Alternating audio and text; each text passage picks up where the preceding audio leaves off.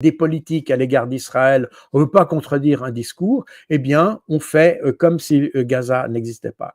Je pense que tous ceux qui refusent d'aider, alors qu'on pourrait le faire, qui refusent d'aider Gaza, sont des criminels de guerre. Et je dirais même criminels, pas simplement de guerre, contre l'humanité. Et ça concerne nos dirigeants aussi. Et ça concerne des gens comme le ministre des Affaires étrangères suisse, français, Ignacio Cassis, Jean-Noël Barrot, etc. Parce que c'est très joli de dire c'est pas bien ce que font les Israéliens, mais on fait rien, strictement rien. Donc les mots qui d'ailleurs changent d'un jour à l'autre sont des mots vides de sens que l'on évoque simplement pour se donner bonne conscience, mais en réalité on fait rien. Ces gens sont des criminels, point barre. Et ça se vérifie dans d'autres manifestations, parce que ici on parle de l'aide humanitaire, mais on s'aperçoit que finalement, j'ai parlé tout à l'heure, au tout début de ce programme, on a parlé de la question du terrorisme et de l'appellation terroriste de l'usage du mot terroriste dans les pays occidentaux. Et maintenant, on s'aperçoit que Netanyahou arme des milices qui sont alignées sur l'État islamique. Et c'est confirmé par des sources des militaires, des sources militaires israéliennes. Donc ça veut dire que, et d'ailleurs, je crois que c'est le Times of Israel qui avait montré cette image où on a des milices proches de l'État islamique engagées à Gaza. Donc, quand on soutient la politique d'Israël à Gaza, on soutient l'État islamique ou on soutient Israël?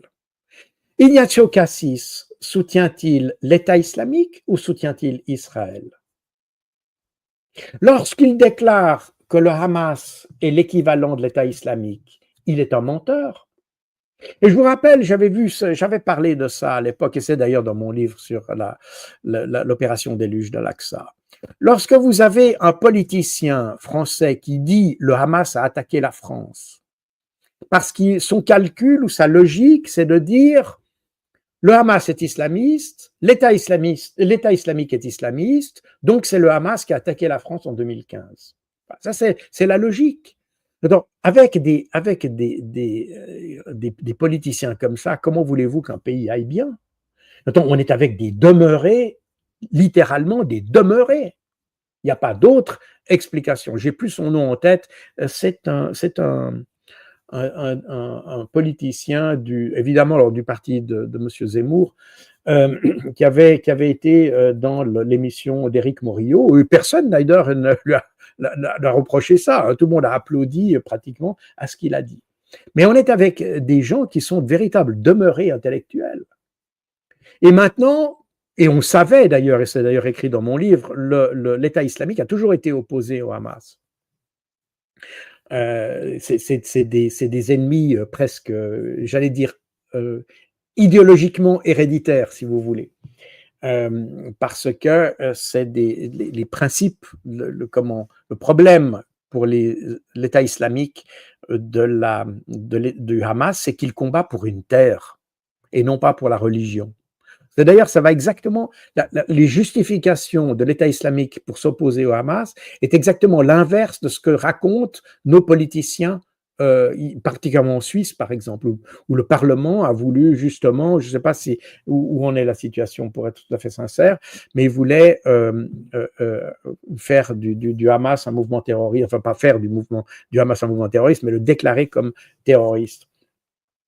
Parce que, et c'est là où on voit le problème, on a des politiciens qui prétendent que le Hamas essaye d'imposer une religion dans nos pays, alors que l'État islamique reproche précisément au Hamas de se battre pour une terre et non pas pour la religion.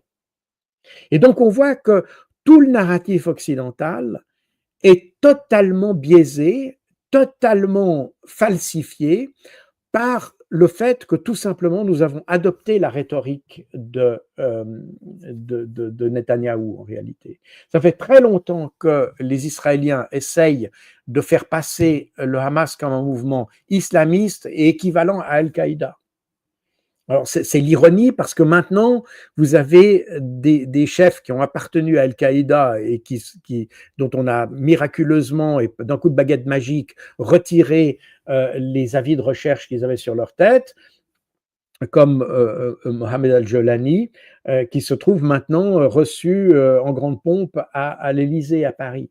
Donc, on voit bien qu'on a un narratif qui n'est pas là pour servir l'humanité, qui n'est pas là pour servir la justice internationale ou même le droit international, mais on a un vocabulaire qui est là uniquement pour justifier finalement des crimes. Et c'est la raison pour laquelle je pense personnellement que ces politiciens, tous autant qu'ils sont, mériteraient d'être passés devant un tribunal de type Nuremberg. Et ça comprend d'ailleurs les journalistes aussi, puisque comme on l'a vu, nos journalistes contribuent à amplifier ce langage falsifié à l'égard de la situation. Le terrorisme est une méthode. C'est une méthode. La méthode doit être combattue. La méthode doit être combattue. Et ça, je le dis sans réserve, et j'ai plusieurs livres à cet égard là-dessus. Mais le problème, c'est que maintenant, on en fait un phénomène politique et on transforme la réalité technique, militaire, si j'ose utiliser ce mot-là pour le terrorisme, on essaie de transformer cette nature vraiment technique en quelque chose de politique, et donc quelque chose qui est totalement à la discrétion de nos politiciens. Aujourd'hui, les plus grands dangers pour notre sécurité, pour la sécurité de nos citoyens, tout simplement, je ne parle même pas de ce qui se passe à Gaza, parce que ça, c'est un problème qui vient en plus mais je parle simplement maintenant pour notre sécurité. Les principales menaces sont finalement nos journalistes et nos politiciens, qui falsifient notre appréhension des problèmes, et on le voit d'ailleurs avec l'Ukraine. On le voit avec l'Ukraine, on voit très bien que le jeu, le discours qu'on a sur le conflit a conduit finalement l'Ukraine à la situation qu'elle est. J'en ai parlé à de multiples reprises. Je pense qu'on ne mesurera jamais suffisamment l'influence négative qu'ont eu les journalistes sur les différents conflits dont on parle ici en particulier, c'est-à-dire le conflit ukrainien et le conflit palestinien. Je pense que ces gens sont des gens vraiment malfaisants parce qu'ils falsifient systématiquement l'information. Je pourrais en citer des dizaines d'exemples, là je vous sors toujours que quelques-uns, mais pratiquement tout ce qui est raconté est systématiquement biaisé et faux parce que c'est en accord avec une sorte d'approche idéologique du problème et non pas une approche par rapport à la réalité des faits. Et c'est ça qui met en danger aujourd'hui l'application du droit humanitaire. Finalement, nous sommes, ou plutôt nos politiciens et nos journalistes, sont les principaux obstacles à l'application du droit humanitaire international. Voilà ce que je voulais dire aujourd'hui. Voilà, une guerre, ce n'est pas que des tanks et des missiles, c'est aussi une guerre de récits, de symboles, de droits. Merci à notre cher invité, colonel Jacques Pau, pour cette analyse sans filtre.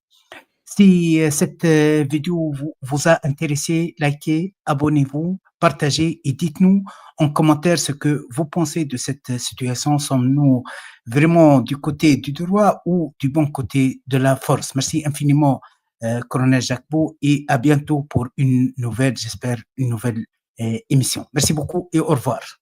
Merci à vous. Au revoir. Merci.